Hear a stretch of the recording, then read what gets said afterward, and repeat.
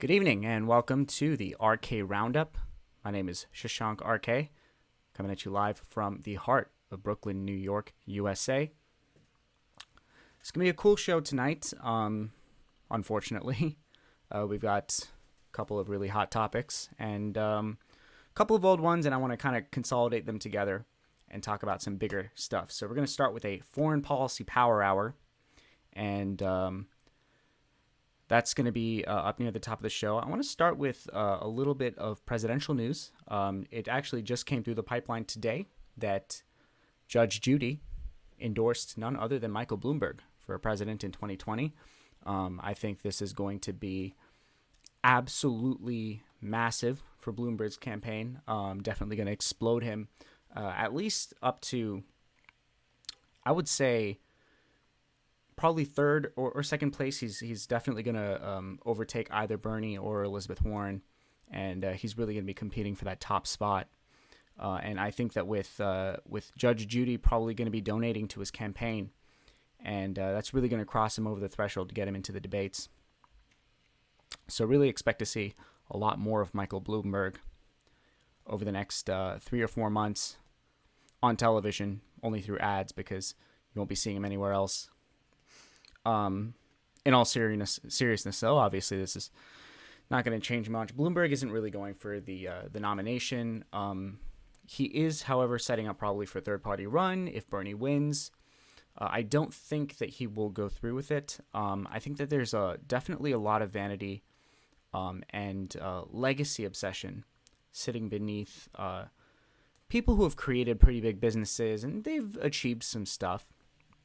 But I think that people like Tom Steyer and Michael Bloomberg generally probably don't want to be the person who got Donald Trump reelected.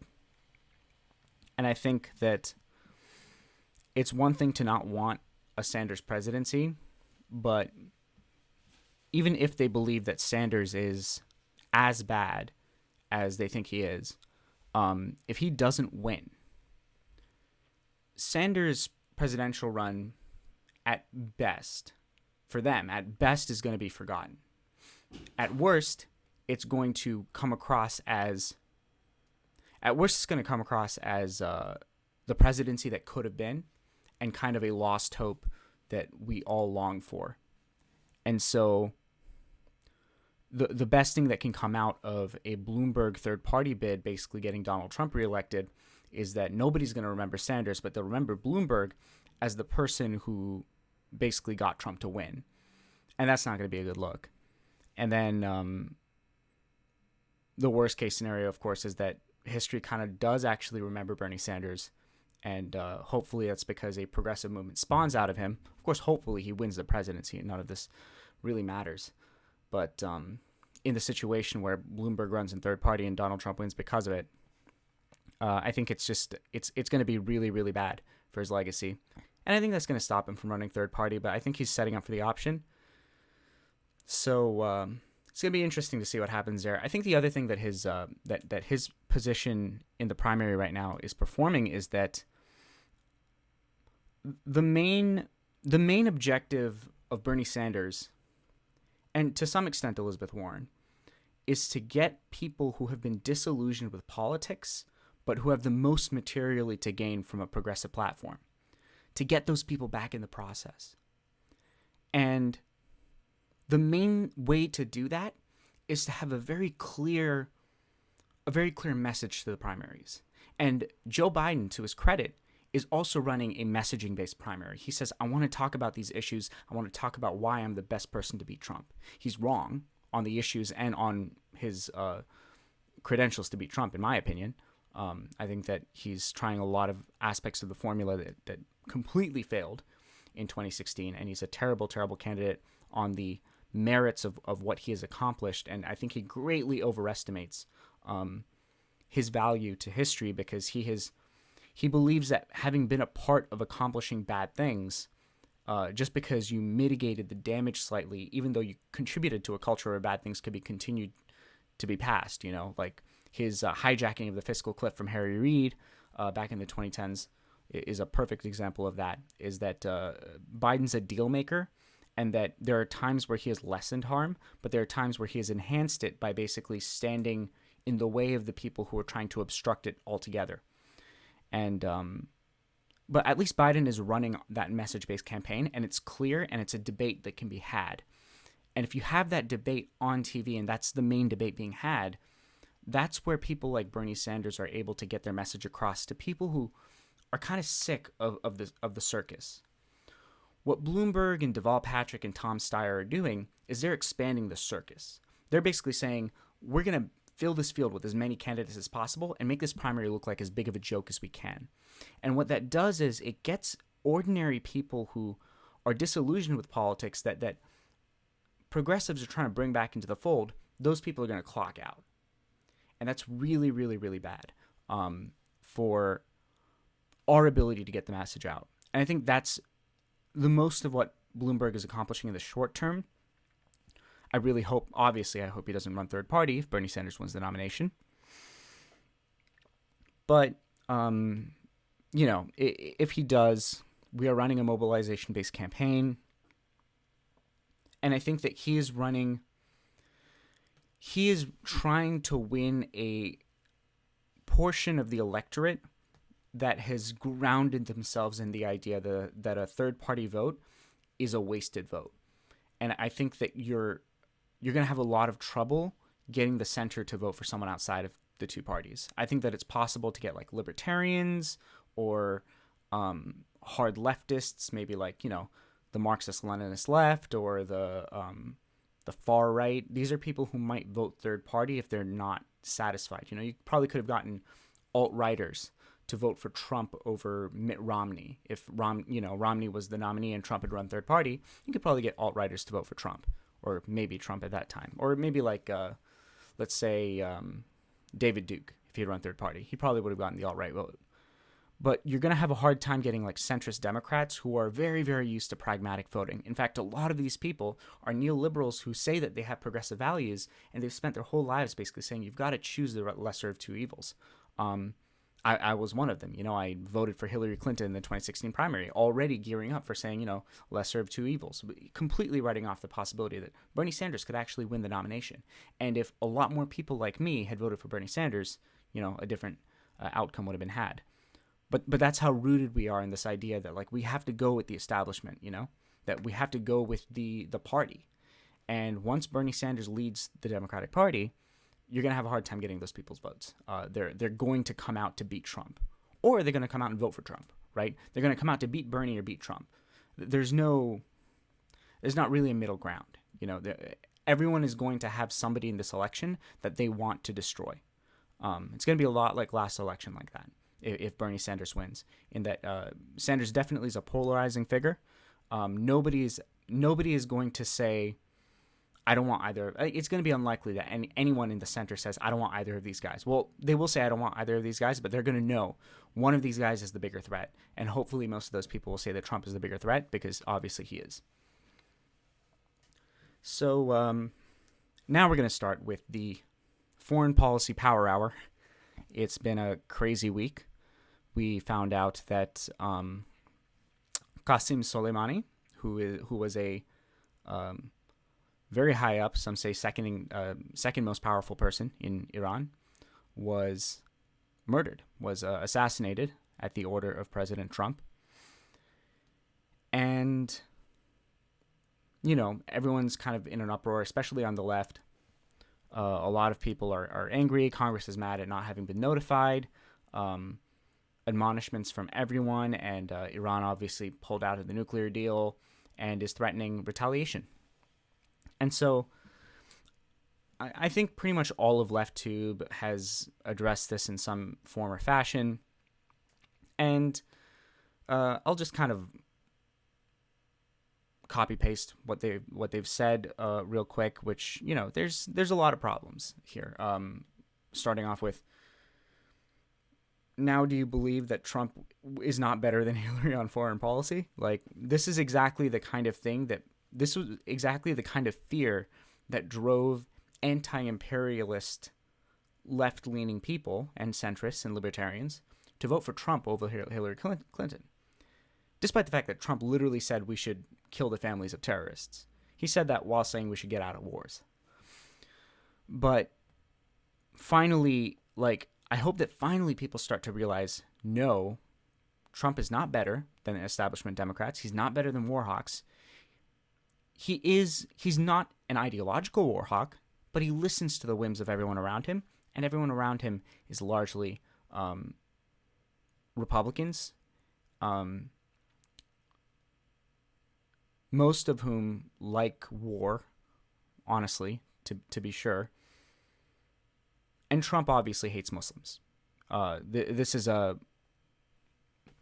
it's their, just obvious, clear as day to see. His abandonment of the Kurds, his constant attempts to instate a travel ban, and even leaks of how he was trying to get around the Supreme Court, saying, how can we make it a Muslim ban without making it a Muslim ban? And that evidence is clear within his administration. And then you combine that with the war hawks around him, that he hates Muslims and the people around him like killing Muslims, as Republicans often do. And we just got out, less than, it's been like 13 years or 13 years. It's been 12 years since we just got out of the, or 11 years since we left a disastrous administration that was, that we thought had committed the worst foreign policy disaster of our time. And now Trump is laying the groundwork to top that.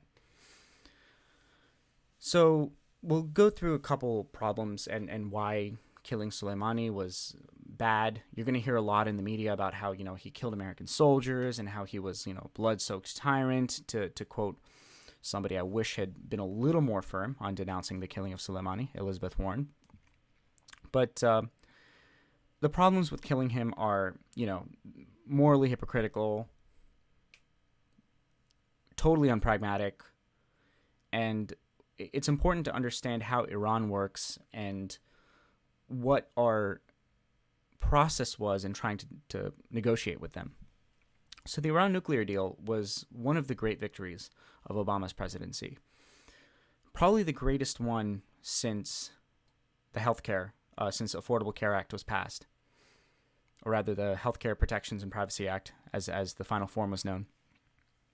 But the Iran nuclear deal, so Iran is a very diverse and conflicted nation that consists of ardent right-wing fundamentalist elements, but it also has some extremely progressive, very forward-thinking reformist elements, especially in its younger electorate, and also within its government. And the whole point, it's a lot like America in that sense. It's very modern, very industrialized, very globalized, and has a lot of power and a lot of influence. And they're a nation, right? And all of these people, most progressives in Iran, love their country. And most people in a country love their country. But most progressives in Iran, they love their country. They are patriotic. And Soleimani was not some insurgent camped out in like a cave somewhere, hiding from his own government as well as others, right? He was a general who fought in wars, and at a time where he was at war with America, he executed plans that killed American soldiers. In the context of a war. We kill Middle Eastern soldiers all the time outside of war context. And nobody ever refers to us as insurgents. We talk about it as national defense. And that's exactly, that's exactly how Iranians view them. The merits of that I won't comment on, but I think that I'm also not in a place to comment on it because we excuse really atrocious behavior on the part of our military all the time. So the pragmatic problem with killing him is you're basically uniting elements in Iran that were helping you with the diplomatic process. Now you have alienated them because it's like if someone assassinated, I think the the analog for the U.S. is it's like if someone assassinated our the chairman of our Joint Chiefs of Staff. Regardless of what we think about foreign policy, there's not many people, even on the left, who will say that a foreign entity assassinating the chairman of our Joint Chiefs is excusable or moral. We would consider that to be an act of war. And many of us would unite behind a war effort. Some of us would oppose it, but most of us would feel alienated in any sense that we could have a progressive diplomatic effort with that country. So it's difficult to fault Iran for probably very necessary retaliations. Hopefully they don't try to launch attacks. Hopefully their fundamentalist elements and their extremist elements don't win out, and they are able to exercise restraint. But you're going to see Iraq completely expel the American. They basically said they're going to expel American soldiers, and they've said, and Iran has said that they're going to retaliate. Whether it's through cyber, through some form of hacking, through some form of cybersecurity breach, which they have demonstrated some capability in, probably overestimating it to some extent. So you're setting back the peace process after pulling us out of the diplomatic deal and saying we're going to negotiate a better deal. And basically the entire process has been set back. And now we're on a warpath with Iran. And at best, there's going to be real damage done in the form of drone strikes and subtle warfare of whatever kind, proxy warfare sometimes. And Iran's going to restart its nuclear program. And these are all things that are objective bads. We don't want Iran to develop nukes. But in order to get Iran not to develop nukes, they have to feel some form of security in the area. And they have a lot of enemies. It's similar to, I'm largely in support of the Iron Dome for Israel, right? I'm very, very much against any forms of Israeli apartheid, very much against the atrocities being committed in Gaza. I'm an opponent of Likud, and we're going to talk about how the Israeli far-right echoes methods and tactics of other countries. But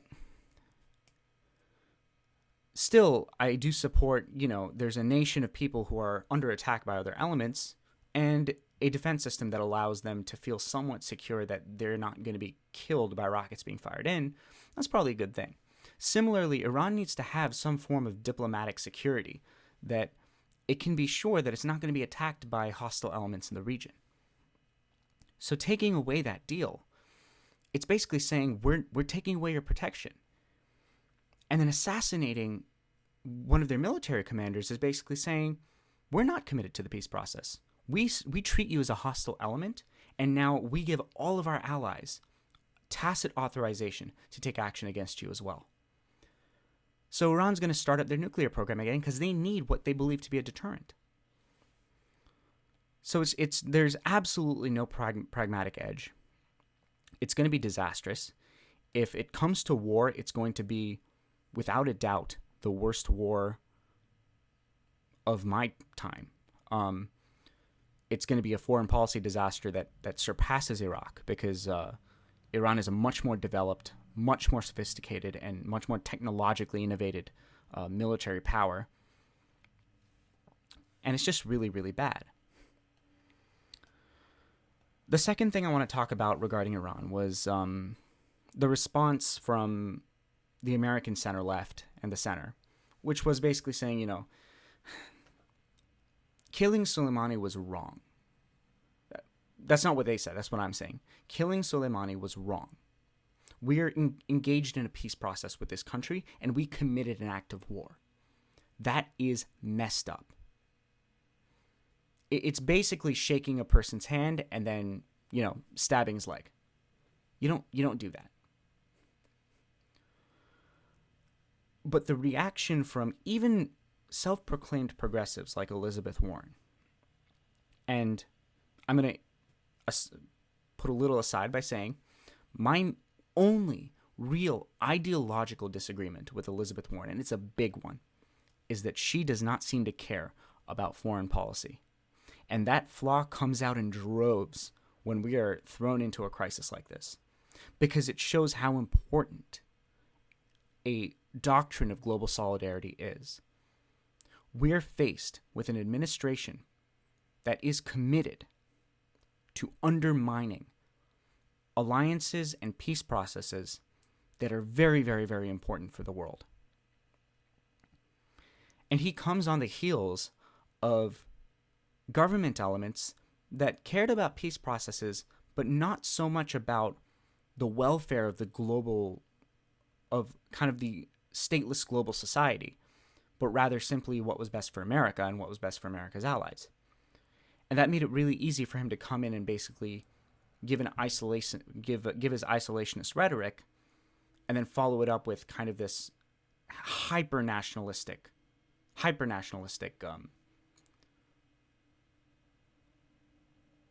action. And it's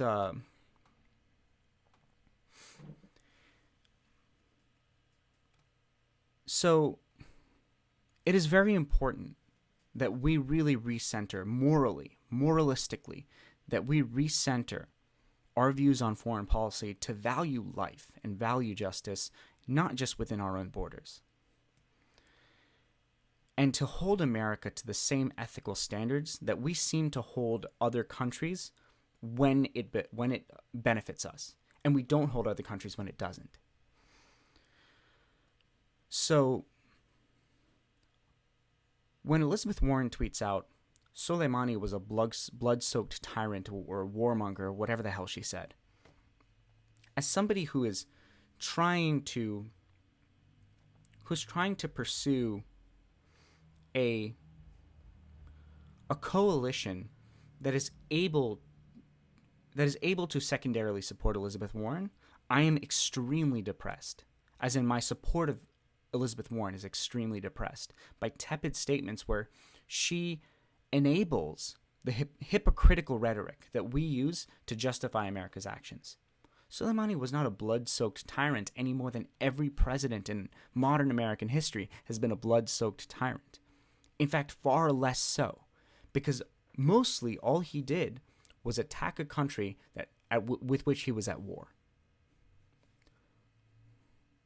And we're going to get to why that rhetoric is so toxic and accomplishes such terrible, terrible things in a segment in a bit. But the main reason that this makes electing Bernie Sanders so much more important is that Sanders is one person who has constantly spoken with such unequivocal clarity when the United States does something wrong. When Evo Morales was deposed, and I am agnostic on Evo Morales. I'm agnostic on the Democratic Socialist Party en masse, on the Socialist Party in Bolivia, because there's so much there, and it's very difficult. It's very difficult to moralize actions occurring in a society where the entire political structure is built differently.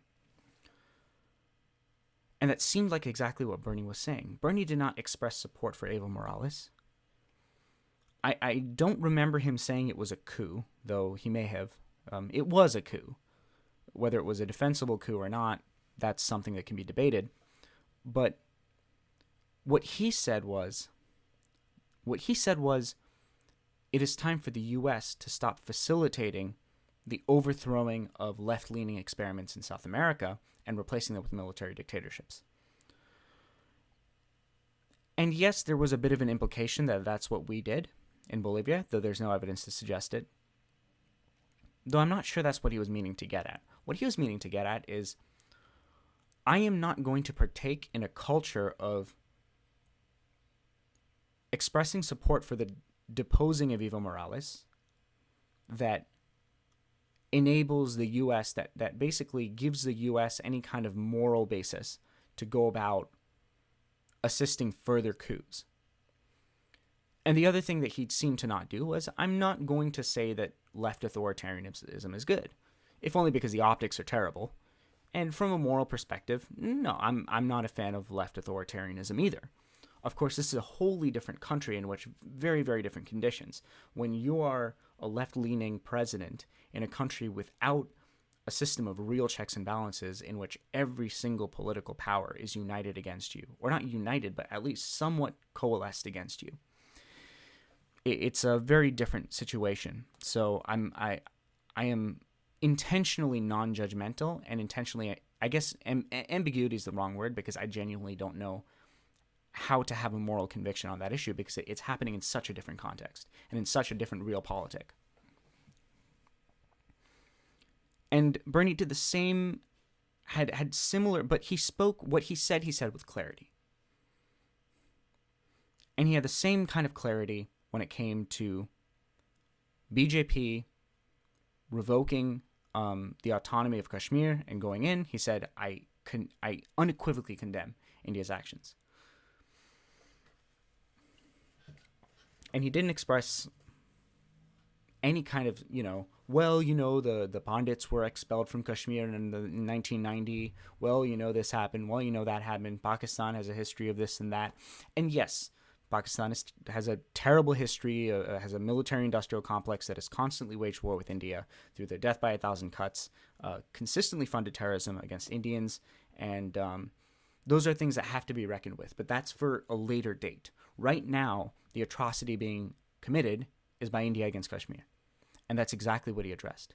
And that's exactly what Ro Khanna addressed. And Ro Khanna he's a North Indian American congressman. He comes from a background that is historically very, very, very pro-Hindu nationalism, as do I.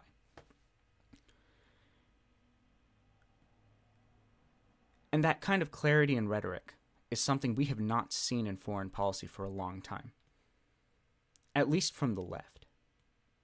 At least from, people who aren't war hawks, who have no problem showing their passion for dead Middle Eastern children. That is extremely, extremely important. So when Elizabeth Warren comes out and says Soleimani was a blood-soaked tyrant, but what she is effectively saying is this rhetoric that we have used to dehumanize people that we commit human rights atrocities against, that rhetoric is valid, and that rhetoric is okay. And that validation is extremely problematic. And it sets Warren way, way, way, way, way back on a basic ethical perspective. So that's Iran. That was a slightly longer segment than I expected, as they all are. So I'm going to take a quick break, do a little housekeeping, and then we're going to come back. We're going to talk about India, and we're going to finish up what looks like a little more than an hour, but it's going to be the Foreign Policy Power Hour, continuing with talk about India, BJP, and how to dismantle arguments in favor of the Citizenship Amendment Act. I'll be right back.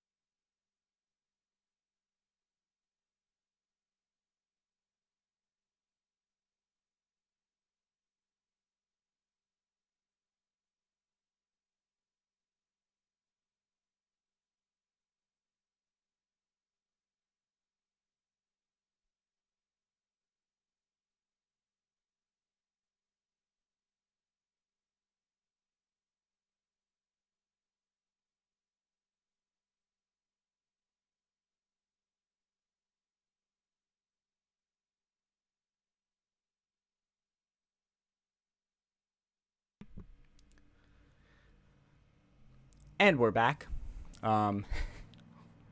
We are back. I'm going to read a couple of chat messages. For anyone watching on YouTube, I just got about 4 minutes into the segment before finding out that I had absolutely no sound. So we're just going to go right into some chat messages. Ghost TNM says, hello, Shashank. Hello to Ghost TNM. And Transients asks, hey, not related to the immediate topic, but as a fellow Indian currently living in America, I find it a little difficult to support Bernie Sanders due to his frequent defenses of and closeness to Tulsi Gabbard, who is a passionate supporter and defender of Modi and the RSS, whom we are about to talk about in just a moment. I fear she would have the potential of a somewhat important role in a potential administration of his, and I find that hard to stomach. Maybe it's not entirely rational, but you might have a better take on it. I don't think it's an irrational fear. That said, I don't think it's likely to happen. I haven't heard Sanders really defend Tulsi Gabbard, at least not her views. I do think that Tulsi Gabbard has been treated unfairly in a lot of situations. Kind of outside of her. Personally, I guess you would say from a utilitarian perspective, I'm always happy when she doesn't get her message out, because I don't like her being mainstreamed, because she seems like a very much like the crypto Hindu supremacist kind of vibe is what I get from her. So I am always I'm always a little problematically happy when she's denied a platform. That said, the Hillary Clinton's attack on her was absolutely disgusting. She's not a Russian agent. There are so many better attacks of her that are actually like well-formed and reasoned. And I think that defenses of Tulsi Gabbard from bad attacks are good defenses to make. And I think that's a part of Bernie Sanders' moral clarity, is that he does not, he will never defend Tulsi Gabbard on one of her garbage takes on RSS and Modi and Kashmir. If you want to see how Bernie Sanders would go about addressing Modi and BJP, you should see his comments on the invasion of Kashmir. I don't think he's made any comments on the Citizenship Amendment, though I don't think any politicians have, because it's a fairly domestic act, while the invasion of Kashmir or the annexation of Kashmir is a foreign policy issue. It's kind of a bigger move toward a global crisis. But if you want to see how Bernie Sanders would handle India, just look at his statements on India. He's very much against Hindu fascism, very much against the Hindu right.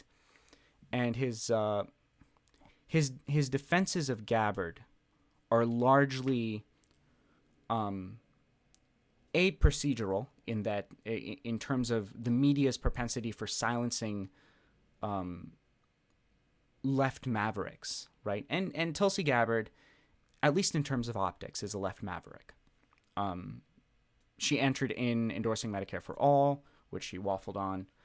She entered into the race saying, she endorsed Bernie Sanders in 2016. And she entered into the race by reflecting progressive values, a lot of them, including anti-interventionism, which, of course, turned out to be she just wants drones killing Muslim children instead of American soldiers. And once that was discovered, she experienced a pretty decisive downfall with the left. And I do not see her having a serious position in a Sanders administration, at least not one that involves any interaction with foreign policy. And I don't see Gabbard having any influence on a Sanders administration's policy on people of different religions or ethnicities. I don't really see her as a threat to a Sanders administration. And I think the main takeaway from Bernie Sanders' willingness to find allies in rather controversial people is more about, he casts a really wide net that is about basically saying, as long as you reflect the values that I stand for, and you play to them and you work toward them, you have a place in my administration. But we know where we're going, we know what we want, and we're going after it. And those are things like cosmopolitan justice, a world of justice where we are moving toward it. And I think it's really important to remember that any position that anyone has in his administration is never going to undermine the overall value of the administration, which has always been towards social justice and not against it. So even if Gabbard is in his administration, which I don't think she will be, but if she has a significant role in his administration, it will only, her power will be limited to the extent to which she can help him achieve global social justice. I'm going to read one more comment because there is a response comment, but I don't want to. I do want to get to the next topic. His comments on Kashmir were encouraging, just always seemed a bit hard to square with his closeness to Tulsi. Maybe I'm reading too much into it because I'm so paranoid about Hindu supremacist influence corrupting mainstream left politics. I am too. I don't think she's a Russian agent by any means, just honestly someone who should be a neocon with leftist ideas occasionally. Yeah, but he's close to a lot of people. You know, I have Jewish friends on the left who are very uncomfortable with how close Bernie Sanders is to Linda Sarsour. And I understand it. Linda Sarsour has done some pretty bad stuff that can be framed in a, you know, she did bad things in defense of Palestinian rights or in defense of oppressed people in Gaza. And you could rationalize those. And I'm not saying that in a pejorative way. I think there is a legitimate moral relativist defense of Linda Sarsour that doesn't exist for people like Tulsi Gabbard. But there is no rational way to invalidate the concerns that American Jews have with Linda Sarsour being a part of the Bernie campaign. But the main thing to remember is that the reason that the campaign has allyships with such people is that there are many people who have been involved in human rights struggles who have done things that most of us would consider wrong, and that maybe most of us do consider wrong, and that there is a path to redemption for all those people. And that also kind of parallels Sanders' views on criminal justice reform, which is that our entire system should be about rehabilitation. And Bernie Sanders' democratic movement is not only designed to achieve real positive structural change through peace, it's designed to replace the violent means that some of these people are coming from. And that's also important, you know? There's no such analog with Gabbard. Gabbard is not, you said neocon with leftish ideas. I'm a little more paranoid about her. I consider her to be what I would call a crypto-Hindu nationalist. Not in the same way that a crypto-fascist is a crypto-fascist, but she echoes a lot of Modi's political methods entail, which is basically to disguise a very, very hateful and divisive base ideology, which is what I do believe to be her Islamophobia, within what appear to be social democratic values. And that's what BJP did to get elected. It was basically economic left-wing populism combined with a right-wing Islamophobic populist fury. And it knew that it couldn't just weaponize Islamophobia in India because it wasn't powerful enough. So they also took the economic angst. And say what you will about India, and there's a lot to say. A lot of the policies have been monumental failures, the fiscal policies. But administrative conditions in many of India's states, especially rural areas, have drastically improved. Corruption has gone down. Administrative inefficacy has gone way down, to the point where there were Christians and even Muslims who voted for BJP for another term, almost immediately came to regret that when they found out, oh, BJP is going to annex Kashmir now. But that there were people who said, yes, I know that Hindutva does not want me in India, but they are so effective in a way that Congress was not. Congress is the center-left, the opposition party. They're so effective at solving administrative issues in a way that Congress was not willing to do, that I just want to vote for someone who doesn't consider me to be a vote bank. And that was how BJP got elected. And I think Tulsi is inhabiting a similar affect. But the problem is she can't do it from the Republican Party because the Republican Party, by definition, opposes the things that would allow it to be as effective as BJP is. And that's kind of a privilege for us, but also we have our own problems to deal with because we are also the most powerful country in the world, and the ruling party is a bunch of war hawks who like to kill people for no reason. So that's kind of how I feel about Tulsi. But I don't think you should be worried about Bernie's closeness to her. He has a very clear moral commitment to a lot of things, and one of those things is that he would never ever allow his administration to be used as a front for oppressing Muslims in America or overseas, which overseas we already do, and that's a part of his basic global solidarity doctrine, is to stop America's role in the oppression of minorities abroad. And with that sniff, we're going to get into the second topic of our foreign policy power hour. They said in the 51st minute of their foreign policy power hour. Just very slightly misgendered myself there. Very weird. Gonna have to edit that out in the YouTube VOD. So I'm going to quickly recap. I did a segment on this last week, right before the new year, and I wanted to just re-record it because it came off a little weird. So I'm just going to recap, re-go through, and we're just going to address the Citizenship Amendment Act. We've already done it in the first episode, but I want to expand a little on it. So what the Citizenship Amendment Act is, it is in combination with the National Registry of Citizens.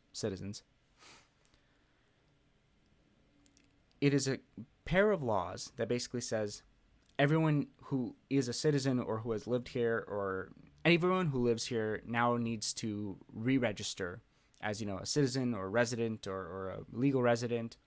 And if you're not, you're at risk of getting deported. And this was already problematic to some extent because basically the majority of undocumented people in India are not Hindus because they're refugees who came in from other countries. And essentially what NRC did was it said, you have to demonstrate that you have been here since before 1970X. I can't remember the exact year. I think it was 71 or 73. What the Citizenship Amendment Act was to address the concerns about political and religious refugees seeking asylum here and all of that kind of stuff, is people who came here and because of administrative issues in India were not able to register and were never able to seek citizenship. And what they said was, if you came here after 1971 or 3, whichever one it was, they said if you came here after that time, you can apply for citizenship, except if you're a Muslim. So basically, it's an Islamophobic bill. There's no ifs, ands, or buts. It is an anti-Muslim bill. Maybe not Islamophobic, definitely, which it is, but it's not like obvious. It's not tautological. But by definition, it is an anti-Muslim bill. So I covered this a little bit in the first episode. I encourage you to go back. It's on my YouTube, which should be linked, I think, if you're watching live. But if not, I'll link it. So one of the defenses of CAA is they say the reason that Muslims are not allowed to apply for citizenship is that Muslims are not minorities in the countries that send their immigrants here. So Pakistan, Bangladesh, Afghanistan, these are not countries with Muslim minorities. And so because they're not a religious minority, they're not at risk of religious persecution. So why should we accept them? We're not meant to, there was some sage or guru who basically said, we're not supposed to accept immigrants. We are a nation with borders, and we should have our sovereignty. We can't just accept everyone in. The only reason we would accept someone in is if they were at risk of persecution. And since Muslims are religious majorities in their countries, they're not at risk of religious persecution.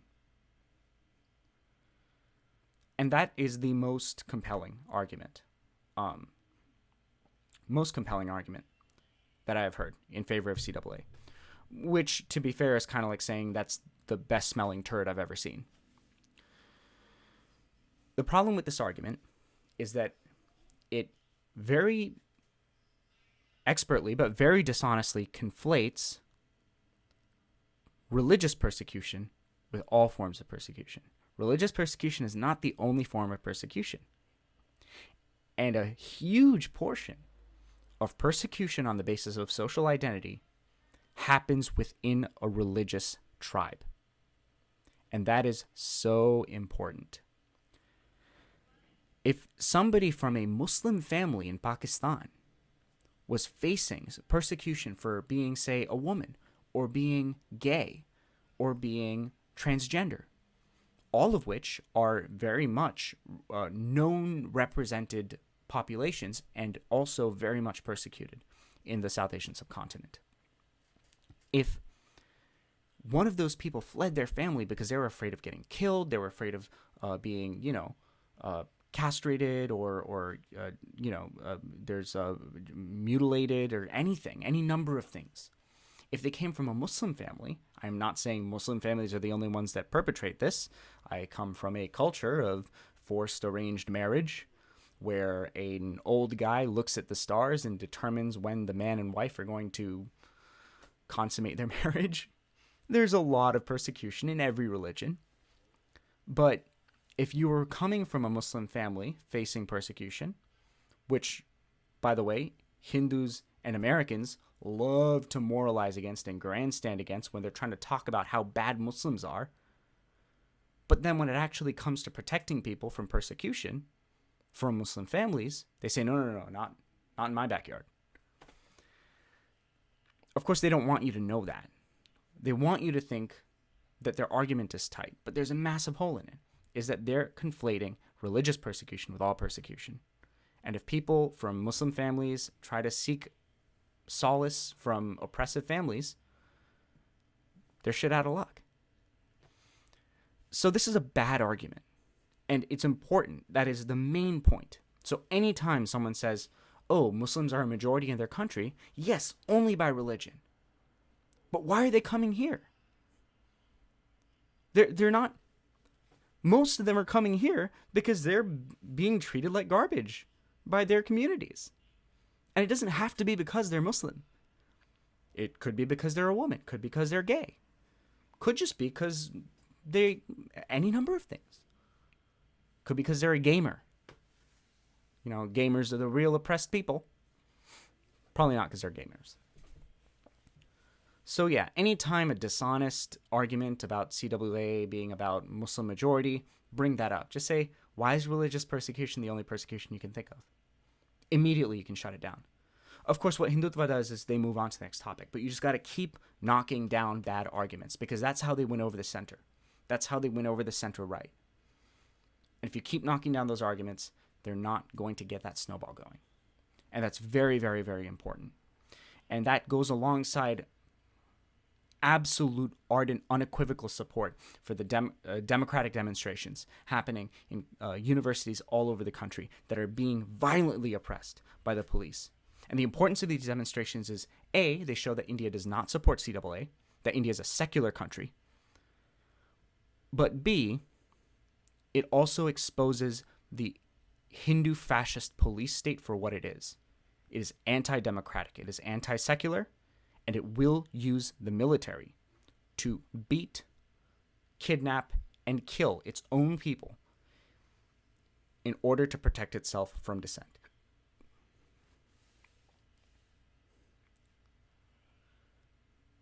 In order to protect itself from dissent.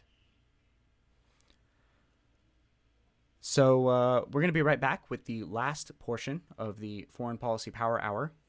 It has been a little under an hour since I started it, so only going to go a little bit over. But the next segment right after we come back is going to be about how fascists use global conflict, imperialism, and national security to further their domestic oppression of minorities. We'll be right back.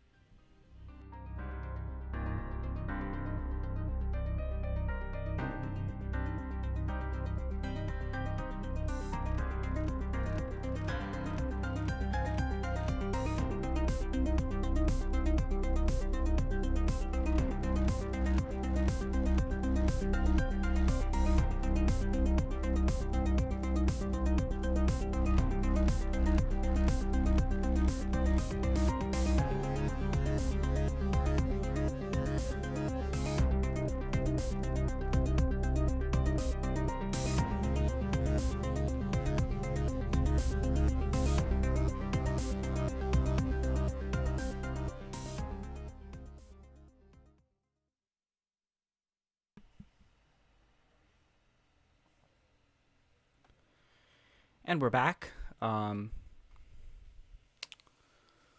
Cool. Transient says, thanks, by the way. I agree with you on Tulsi, and your stance on her not being too influential in a Sanders administration is comforting.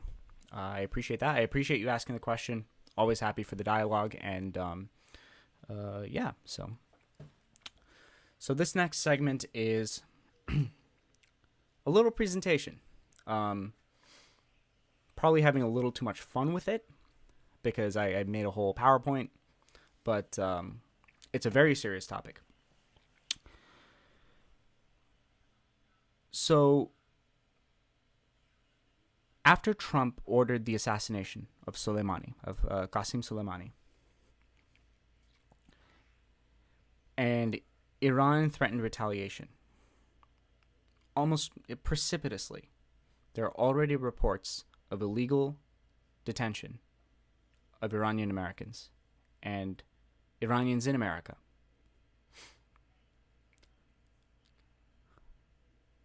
And it goes to show how important it is to recognize the methodology of fascism and how ubiquitous it is. So this all reduces to a very simple acronym: divide,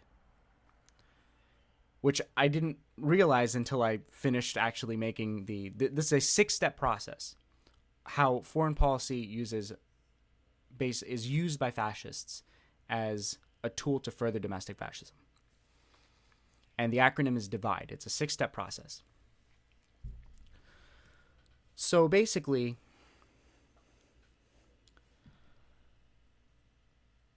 the first thing that happens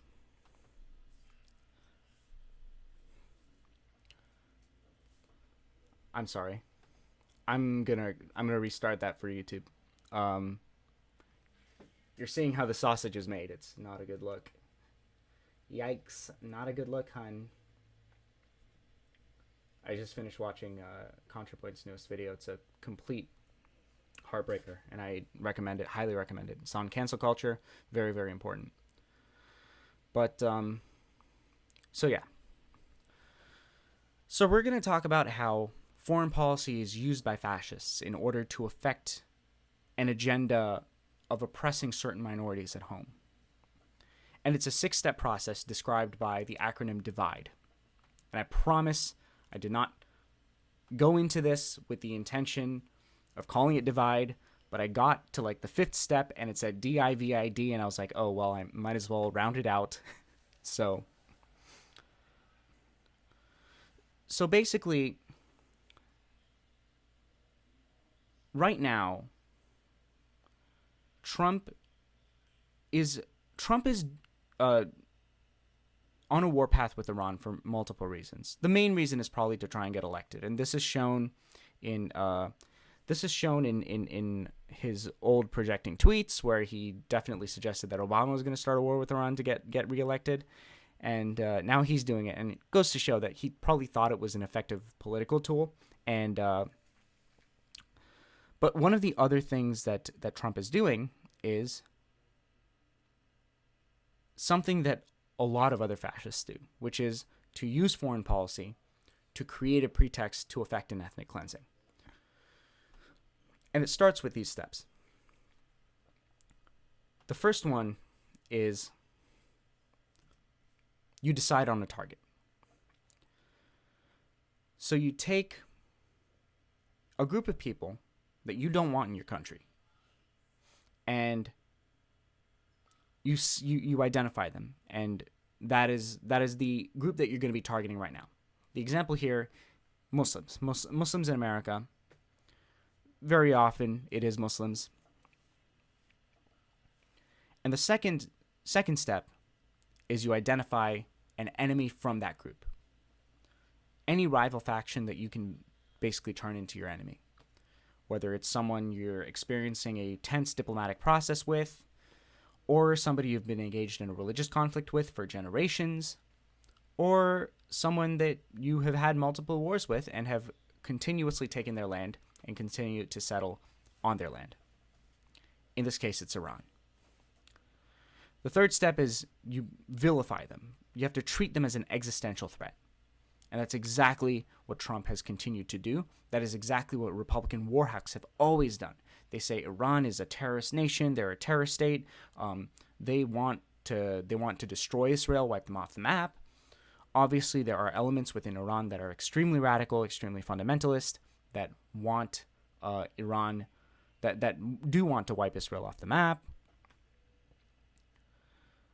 And what doesn't help is that death to America is a pretty commonly used phrase, though apparently death to is a very common phrase used for a lot of things. Apparently, like if you get cut off by a cab, you can say like death to that cab, and that's actually a pretty common statement in Iran.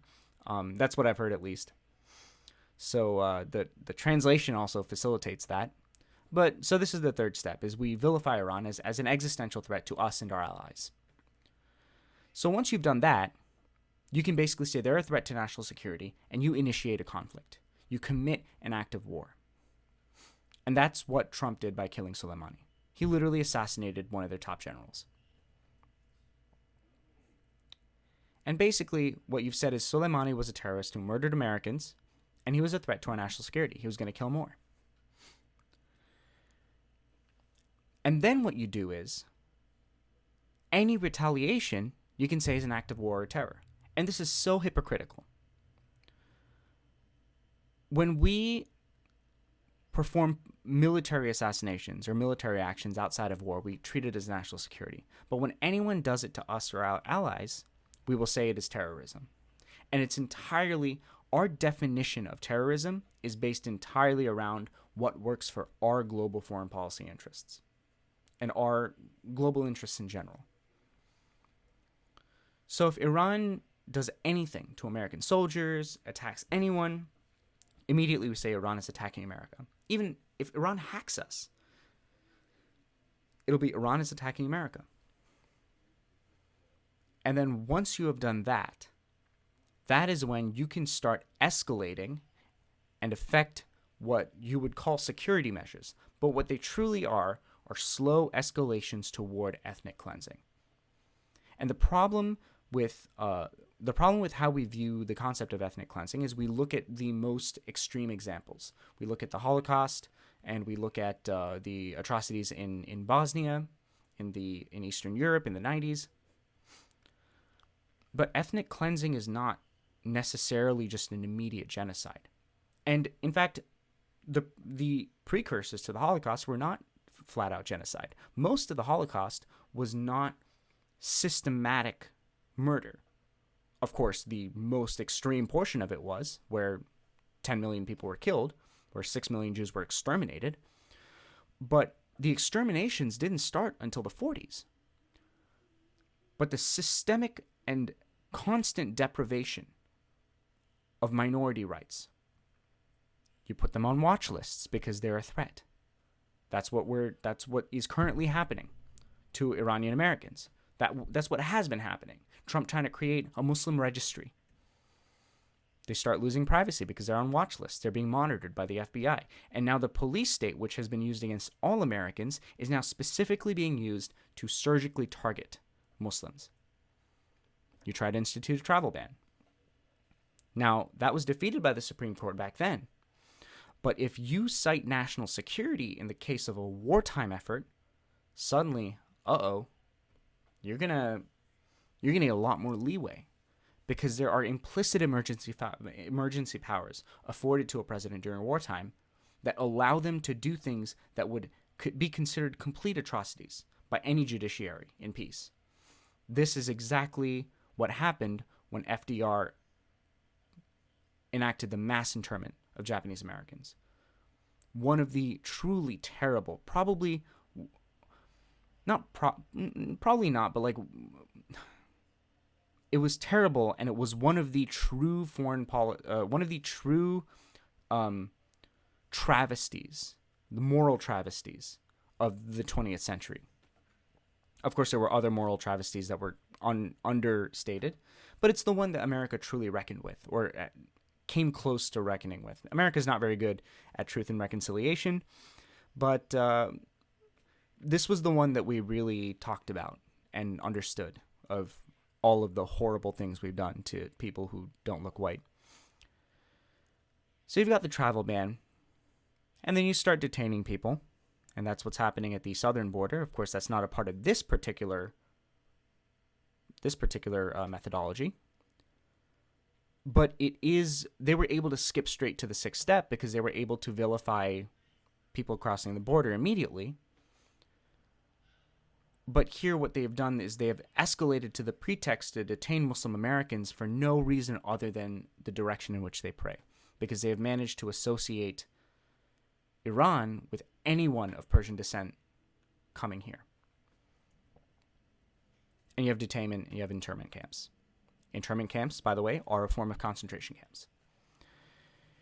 And the thing about detainment, the thing about travel bans, the thing about all of these things is that once you affect them, they're designed to target specifically, they're designed to target Muslim Americans. Or no, they're designed to target Iranian Americans by like explicit design. The wording in them will say Americans of Irani descent or suspected Irani descent.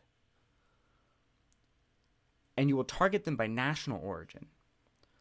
But then what you can do is you can use any incompletion, irregularity, inconsistency in any of their paperwork to basically say, oh, this could be fake paperwork. They could actually be an Irani agent trying to circumvent our security measures, and then use that to affect the measures. Of course, it's bogus. You know, there'll be like a missed photocopy of my let's say, Palestinian passport. That's probably a bad example because there's some issues with Palestine being recognized as a nation. But let's say my Afghanistani passport. There's a missing photocopy page in one record. And they say, oh no, we have to verify this. And then what they'll do is they'll basically stick you in an internment camp until that's settled.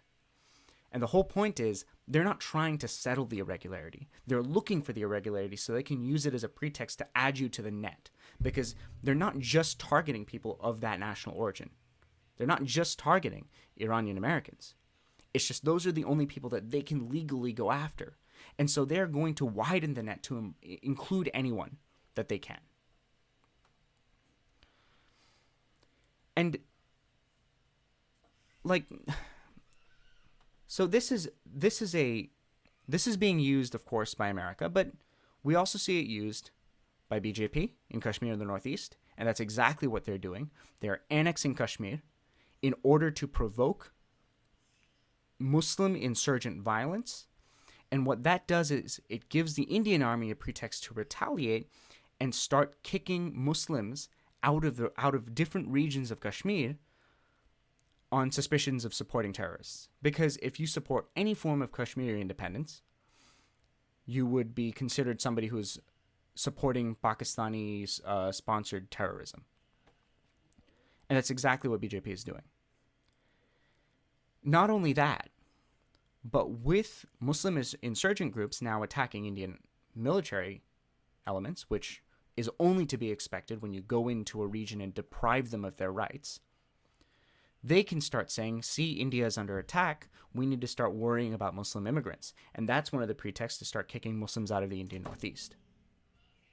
And this is exactly what Likud does with Gaza and the West Bank, is that they deprive them consistently of material conditions. They settle on their land. They continue to take their property. They continue to take Palestinian property and appropriate it for Israel. And then when rockets are fired and even destroyed in the sky by the Iron Dome, or when the shrapnel injures someone or causes property damage, they use it as a pretext to commit massive incursions that horrendously violate the human rights of civilians, especially in Gaza. And that's why Gaza is referred to by leftists as an open-air prison, because it constantly takes abuse, and any time it tries to retaliate, it faces disproportionate response. And for what it's worth, this is exactly what the alt-right will do to Jewish Americans and Israel the moment it gets the chance.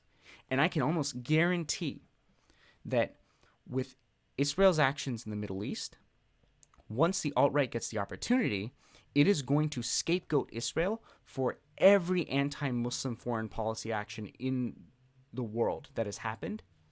And they're going to try and say, see, Israel is trying to make Jews the only race in America. And they're going to do everything they can to undermine American Zionism and basically engage in anti-Semitic tropes of the international cabal, of the dual loyalty trope. They are going to try to weaponize America against its own Jews and against Judaism abroad, including the nation of Israel. And no matter what you think about their politics, in terms of Likud, in terms of Netanyahu, what you think about human rights atrocities committed in Gaza and the West Bank, if you cannot have a commitment to denouncing Israel's human rights atrocities while also having a concerted commitment to the fight against anti-Semitism in America, which is on the rise, as we have seen in New York, and in Europe, which has always been flaring, that these are not contradictory statements. That we need to protect Jewish Americans, we need to protect Muslims from the Israeli far right. These are basic cosmopolitan moral beliefs that everyone is deserving of basic human rights and integrity. And as soon as white supremacists and the alt-right get the opportunity, they are going to weaponize the Israeli far right against Jews here in America, and they already have the tropes and the tropes and stereotypes set up in place with which to do it. And that's peripherally, that's why it's very, very important to resist tropes on, Jews owning the media or being like excessively rich, to understand that these are very, very factually inaccurate, that there are huge statistical misrepresentations that cause these tropes to be considered, and B, to understand that these are not benign tropes, that they're being set up for future political plays. And absolutely that is what the alt-right is going to do. And the alt-right is the primary operating fascist base in America. So they are to be taken seriously. Even if they don't have hard systemic political power, their power and mainstreaming and influence is creeping, if only in the way that anti-Semitism is slowly being mainstreamed in America as well. So all of these things are important to notice, to recognize, and to call out. And it's starting here at home with our actions against Iran, with the travel ban against Muslims. All of these things are interconnected. BJP's actions in the Northeast and Kashmir, they are in conjunction with an effort on the part of developed countries in the world to slowly try to rid the world of Muslims. And it's not going to stop there. It's going to continue on to other minorities. I don't know how far, how close to the chopping block I personally am, but we are definitely headed, we're headed to other groups as well, if not already going there.